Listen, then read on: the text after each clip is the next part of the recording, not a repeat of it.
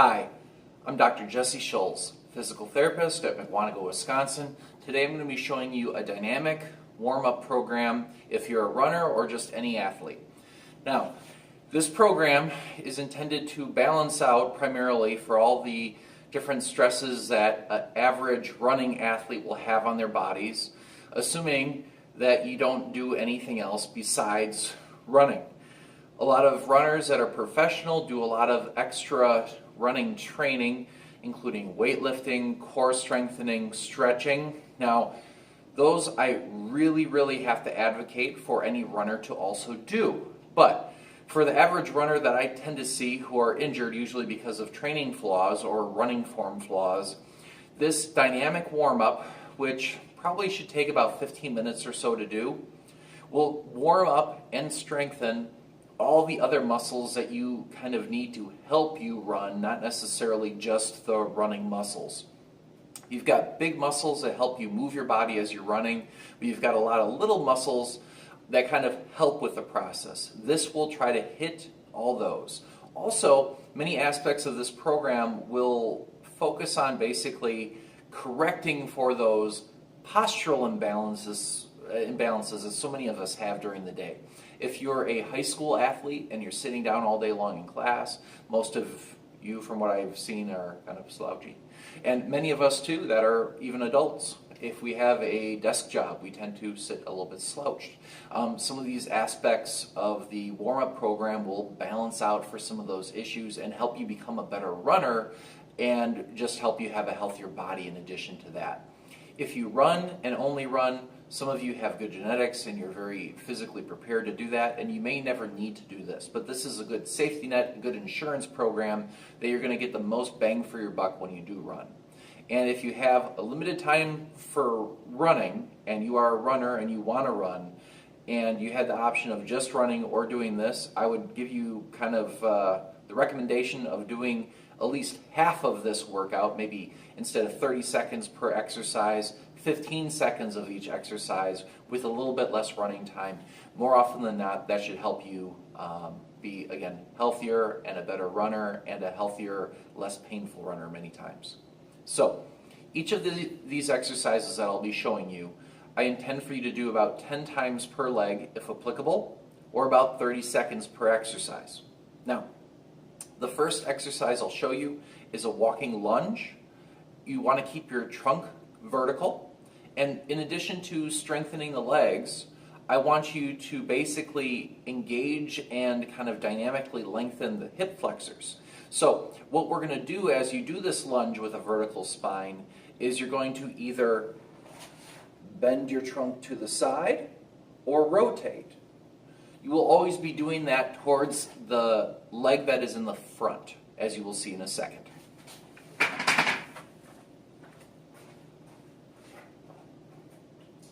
I'm going to take a step, lunge down by bending both knees, my back heel comes up, my trunk should be tall, my back should be straight, my heel is up to unlock that back leg. Most people leave that heel down and it kind of jams you up. Keep your core tight, your stomach tight as you raise both arms up overhead. Twist to one side, hold for 3 to 5 seconds, untwist, step with the other leg, drop down, arms up overhead, twist to the side of the forward leg, come back up, take a step forward, drop down, arms overhead, bend to the side of the forward leg. Same thing with the other leg. Now, for this exercise, if you cannot go very far down into your lunge, that is okay. The further down you go, the better, but not at the expense of losing your form. Now, the next exercise will be a walking lunge with a floor touch. This is going to engage those glute muscles a little bit more, the back muscles a little bit more for strengthening than anything else. So, you're going to take a step, bend both knees, stick out your butt to touch the ground, come back up, step, bend both knees, stick out the butt as you touch the ground. And again, you'll do this exercise 10 times per leg or for about 30 seconds. Now, the next exercise is a traveling side squat. Now, with that said, your shin to trunk angle, which basically means how far forward you are bent at the hips, should mimic the angle of your shin down here. So if you're bending your knees this far, my shin and trunk angle are very similar right now. However, if I'm like this, my shin trunk angle are not the same anymore, which means you're trying to go down too far or you haven't been focusing on your mechanics. So, squat down, make sure you bend at the knees and hips. As you do this, trying to keep those angles of the shins to the floor and your back to the floor approximately the same. Now, so how you're going to do this is you're going to step to the side, toes fairly straight ahead, knees same width as the feet. As you squat down, come together. Squat down, come together. And then we want to go the other direction. Keeping that thigh or that shin angle and the back angle the same as you're doing this. Where do you put your arms? You can put your arms out here, palms up if you have good core strength. If you need to use your hands to help you get up, you can, but give your arms something productive to do. Next, keeping in mind that whole trunk to shin angle concept, we're going to do a side traveling lunge. So, I'm going to step to the side. I'm going to bend the knee and hip of the leg I just stepped with. Then I'm going to use these muscles to pull me here. Step, lunge, pull. Step, lunge, pull. And again, like with all these exercises again, 10 times or 30 seconds per exercise. Make sure you always do both sides. Next, we're going to do the grapevine. Common exercise. I would encourage you, as you do this and get more coordinated, to gradually build up speed, but start slow, especially if you've never done this before. So with the grapevine, you're going to step in front, uncross, behind, uncross. In front, uncross, behind, uncross. Now, if you've done these before, this should be very easy. So what you can start doing then is as you step in front, get the knee up. And as you uncross, kick yourself in the butt.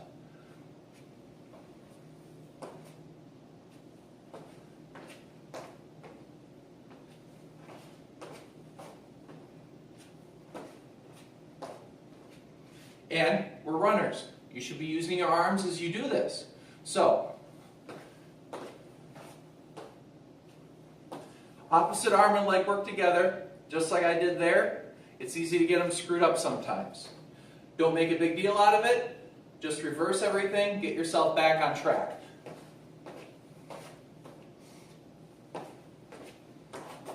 Now, next, much easier. Arm circles. Now, if your upper body is not in good enough shape for running, even though it's mostly a core and lower body exercise, you will sabotage the benefits from the core. So, arm circles. Backwards, make them big and slow at the beginning. My recommendation, when you go up overhead, have your thumbs facing up. It'll help activate your rotator cuff. And as you come over the top, my palms face up, and then my thumbs rotate forward. Thumbs up, palms up, thumbs forward. And we're doing this for 30 seconds. You can go faster as you want to. Your arms are moving pretty quickly when you run. Now, you should hopefully have, if you've done that without breaks, for 30 seconds or 10 times per arm or per leg, be fairly warmed up now. And now we're going to start more of a dynamic ballistic sort of part of the warm-up. So we're going to do some skipping. We're going to start with Sunday skips, nice and easy, just to kind of warm up those muscles and the nerve to muscle connections a little bit, and progress to an A skip, which will be a little bit faster, then a high skip, which is going to be much more powerful. So, for the Sunday skips, opposite arm and leg work together, and we're just going to do them slow and easy.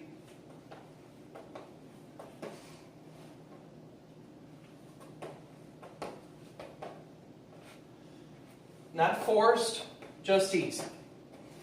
So after you do that for 30 seconds or 10 times per arm and leg, now we're going to do A skips. So with the A skip, there's like an extra little bounce. As you bring up your arm and leg, you quickly kind of bring down that leg onto the ball of the foot, and it'll be like you kind of bounce off of it. It's hard to do it slow. You're not really trying to get high with these. We're just trying to get that extra little bounce on the front foot that's coming down.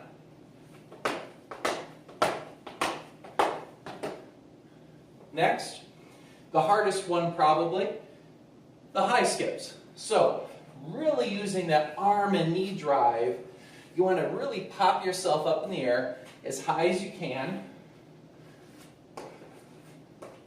As you do this, stay tall, just like with your good running form. This is an exaggeration of good running mechanics. So if you work on this, you should be able to run with good form much easier. So, next what we're going to be doing, running with high knees, and then we're going to do a walking butt kick, and then a jogging butt kick. So, with our run with high knees, many people tend to want to lean backwards as they're doing this, and they maybe don't have good arm swing. You want to make sure you stay tall and leaning forward a little bit as you run. Staying on the ball of the foot when you touch down, and also making sure you don't stick your butt out. You want to stay tall as you lean forward and you're doing this. The walking butt kicks, as it sounds like, you're going to walk, pull your heel towards your butt as you go. Again, get those arms working with the opposite leg. Jogging butt kick, making sure that we're leaning forward a little bit. Pulling that heel towards the butt. If you feel like with either the jogging butt kick or the walking butt kick, your hamstring starts getting tight or cramping, your hamstrings are weak, you should be doing something else to strengthen them. Your hamstrings are an important muscle for running, and if you don't take good care of them, they'll sabotage your running form or your running in some way, shape, or form. We're going to do a hamstring exercise next. We're going to do opposite hand and foot touches, followed by mountain climbers. And again, when you're doing them on your own, 30 seconds or 10 times per arm and leg. Now, for the opposite arm to foot touch, bring up your opposite foot, touch it to your hand as you go along here. Now, it's easy to round your whole body to make your foot have to come up less far, but stay tall and bring that leg up high. This turns out to be a good core exercise as much as making sure your hamstrings are dynamically flexible. If your hamstrings are really tight, you could have hamstring weakness if they're staying tight. You could have neural tension in your sciatic nerve. There's a lot of different things that can be going on. So, don't force this one. Mountain climbers, many of you have probably already done these. You're going to get onto hands and toes. And you're going to just switch your legs back and forth, staying on the ball of the foot. You want to make sure your back does not sag down. Keep your back up, abs tight. Now, we're going to transition to more of upper body strengthening. For a lot of younger students in school, but also people with desk jobs, again, that upper rounded back posture will come back to haunt you. So, we're going to do a couple modifications or positions for prone cobras. Now, prone cobra, as you'll see, is me lying on my stomach, arching back, and doing something with my arms to basically get my shoulder girdle more active. Now, there's going to be an I, where your arms are going to be lifting up like this. There'll be a T, where your thumbs will be down, and you're pulling back like this. Or a T, where your thumbs will be back behind you as you're pulling back like this. And the last one will be a Y. Thumbs up, arms like this. Now, each one of these, you're going to try to do it for 30 seconds, but not without rest. Do it 10 seconds, 3 times per each one of these. It will not take you all that long to get through. You'll be a better, healthier human being because of it and a better runner. So, the one key is, we do not, especially for a lot of runners who have back problems, do not want to arch your lower back like this. You want to keep your core tight and essentially lift your chest up to arch your upper back or try to straighten your upper back. So,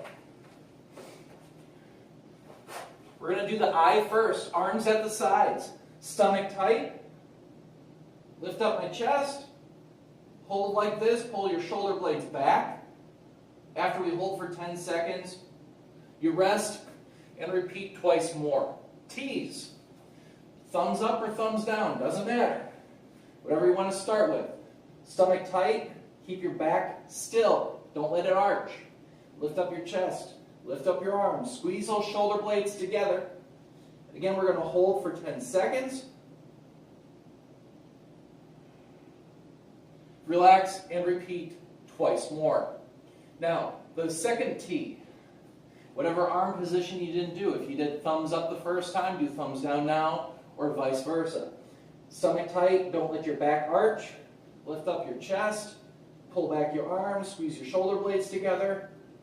Hold for 10 seconds. Make sure you're breathing.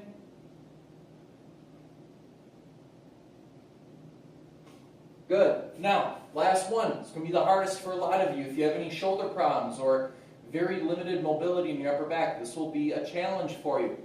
But, same concept. Stomach tight. Don't arch your lower back. Lift up your chest. Thumbs up. Hold that Y position.